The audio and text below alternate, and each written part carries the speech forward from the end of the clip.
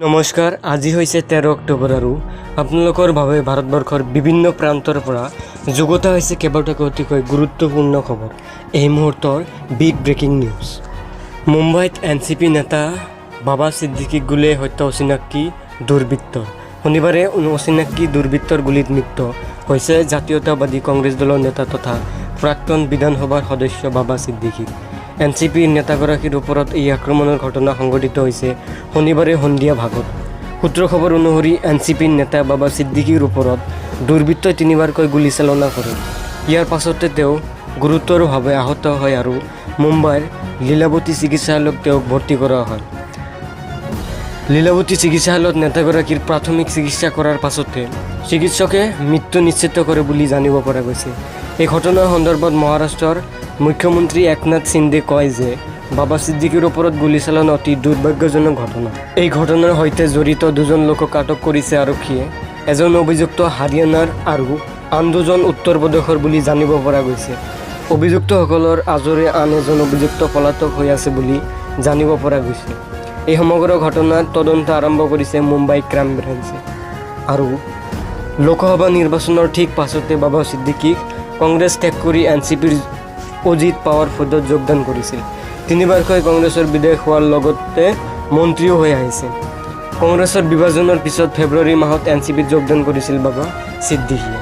ইয়াৰ পৰৱৰ্তী গুৰুত্বপূৰ্ণ খবৰ, বাংলাদেশৰ বিপক্ষে আজি তৃতীয় T20 উত্তৰণ ঘটিব নেকি ৰিয়ানৰ।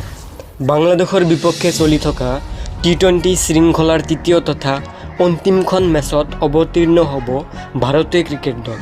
হায়দৰাবাদৰ ৰাজীৱ গান্ধী আন্তঃৰাষ্ট্ৰীয় ষ্টেডিয়ামত অনুষ্ঠিত হ'ব এই মেচখন। ইতিমধ্যে প্ৰথম 2খন মেচত জয়েৰে ভাৰতীয় দলে এই শৃংখলা স্থগিত কৰিছে। আজি আনুষ্ঠানিক ৰক্ষাৰ বাবে হায়দৰাবাদত তৃতীয় মেচত নামিব সূৰ্য বাহিনী। অৱশ্যে ভাৰতীয় দল পূৰ্ণ শক্তিৰে মেচখন নামি শৃংখলাত 3-0 ব্যৱধানত হোৱাইট ৱাছ কৰাৰ সম্পূৰ্ণ চেষ্টা চলাব আৰু শৃংখলাৰ প্ৰথম 2খন মেচত ভাৰতে আগবঢ়া দুৰ্দয়মনীয়া প্ৰদৰ্শনেৰে আশা কৰিছে অনুৰাগীয়ে। 3খনীয়া মেচৰ শৃংখলাটোত সামগ্ৰিকভাৱে ভাৰতীয় দলৰ প্ৰতিগৰাকী খেলুৱৈয়ে দাঙি ধৰিছে আশানুৰূপ প্ৰদৰ্শন।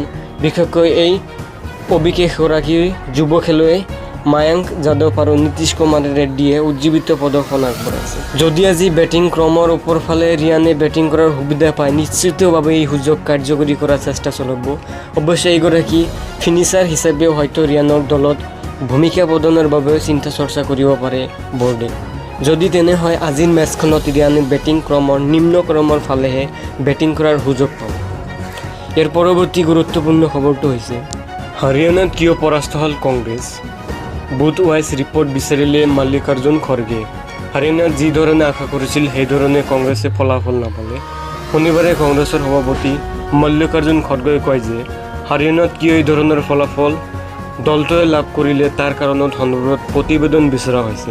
প্ৰতিবেদন অহাৰ পিছত কংগ্ৰেছক পৰাজিত কৰা কি কাৰক আছিল তাৰ বিষয়ে গম পোৱা যাব।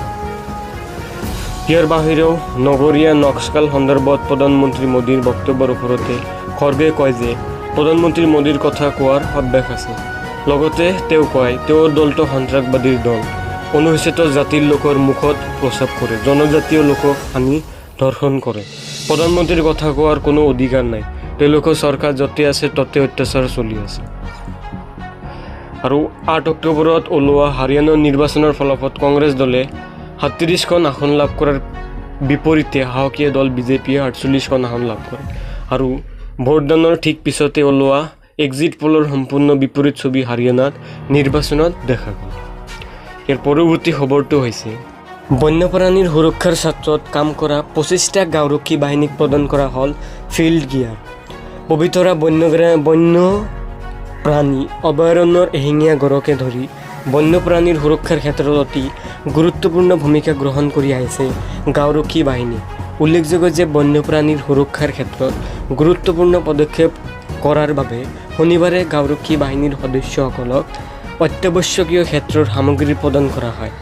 এই সামগ্ৰীসমূহ প্ৰদান কৰি আৰক্ষী আৰু অসমৰ মৰিগাঁও জিলাৰ এটা জৈৱ বৈচিত্ৰ্য সংস্থাই শনিবাৰে প্ৰকাশ কৰা এক প্ৰেছ বিজ্ঞপ্তি অনুসৰি শেহতীয়াকৈ মায়ং থানাত অনুষ্ঠিত এক কাৰ্যসূচীত 25টা গাঁওৰক্ষী বাহিনীৰ 50জন সদস্যক অত্যাৱশ্যকীয় ফিল্ড গিয়াৰ, টৰ্চ আৰু ৰেইনকোট আদি প্ৰদান কৰা হয়। এই অনুষ্ঠানত আৰণ্যকৰ সাধাৰণ সম্পাদক বিভৱ কুমাৰ তালুকদাৰে আঙুলিয়াই দিয়ে যে বিডিপিৰ সদস্যসকলৰ সতৰ্কতাই নিশ্চিত কৰিছে যে বিগত 8 বছৰত পবিতৰা বন্যপ্ৰাণী অভয়াৰণ্যত কোনো ধৰণৰ চোৰাং চিকাৰৰ ঘটনাই সংঘটিত হোৱা নাই। ইয়াৰ পৰৱৰ্তী গুৰুত্বপূৰ্ণ খবৰটো হৈছে শোকাবহ গাঁত খান্দি থকাৰ সময়তে খহি পৰিল মাটি, মৃত্যু 7গৰাকী শ্ৰমিক।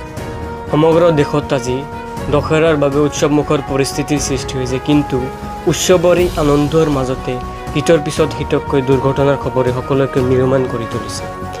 শেহতীয়াকৈ পোহৰলৈ আহিছে গুজৰাটত সংঘটিত এক ভয়ানক দুৰ্ঘটনাৰ খবৰ। ৰাজ্যখনত মেহছানত সংঘটিত এই শোকাবহ দুৰ্ঘটনাত প্ৰাণ হেৰাইছে 7জন শ্ৰমিকে। নিৰ্মাণস্থলীত কাম কৰি থকাৰ সময়তে 7জনকৈ শ্ৰমিকৰ শোকাবহ মৃত্যুৰ পিছত তেতিয়া তীব্ৰ চাঞ্চল্যৰ সৃষ্টি কৰিছে। নিহত শ্ৰমিকসকল নিৰ্মাণস্থলীত গাঁত খন্দাৰ কামত নিয়োজিত হৈ আছিল বুলি জানিব পৰা গৈছে। ইফালে দুৰ্ঘটনাৰ পিছতে স্থানীয় ৰাইজৰ মাজত আতংকৰ সৃষ্টি হয় আৰু শ্ৰমিক কেইজনৰ মৃত্যুৰ খবৰে শোকস্তব্ধ কৰি তুলিছে তেওঁলোকৰ পৰিয়ালক। ইফালে নিৰ্মাণস্থলীত শ্ৰমিকসকলৰ সুৰক্ষাৰ বাবে কোনো ব্যৱস্থা গ্ৰহণ কৰা হোৱা নাছিল বুলি অভিযোগ উত্থাপন হৈছে। এই দুৰ্ঘটনাৰ পিছত নিৰ্মাণস্থলীত সুৰক্ষাৰ মানদণ্ড আৰু শ্ৰমিকৰ সুৰক্ষাৰ দিশৰ প্ৰতি আওকাণ কৰাৰ গুৰুত্ব অভিযোগ তুলিছে স্থানীয় লোক তথা শ্ৰমিকসকলে। ইয়াৰ পৰৱৰ্তী গুৰুত্বপূৰ্ণ খবৰটো যাত্ৰীবাহী বাহনত অচিনাক্ত বন্দুকধাৰীৰ গুলীচালনা, নিহত 11জন। পাকিস্তানত অচিনাক্ত বন্দুকধাৰী এখন যাত্ৰীবাহী বাহনত গুলীচালনা কৰাৰ ফলত কমে 11জন লোক নিহত হোৱাৰ লগতে 6জন লোক গুৰুতৰভাৱে আহত হোৱাৰ খবৰ লাভ কৰা হৈছে। সূত্ৰৰ খবৰ অনুসৰি শনিবাৰে পাকিস্তানৰ উত্তৰ পশ্চিম খাইবাৰ পখতুনখোৱা প্ৰদেশত এই ঘটনা সংঘটিত হয়। আফগানিস্তানৰ সীমান্তৱৰ্তী কুৰাম জিলাৰ কাঞ্চ আলিজাই অঞ্চলত এজন বন্দুকধাৰীয়ে এজন যাত্ৰীবাহী বাহনত গুলীচালনা কৰে। আহতসকলৰ ভিতৰত এগৰাকী মহিলা আছে আৰু জিলা মুখ্য কাৰ্যালয় চিকিৎসালয়ৰ চিকিৎসা অধীক্ষক মীৰ হাছানে জনোৱা মতে এই ঘটনাত আহত হোৱা লোকক চিকিৎসালয়লৈ অনা হয় আৰু এজনৰ মৃত্যু হয়।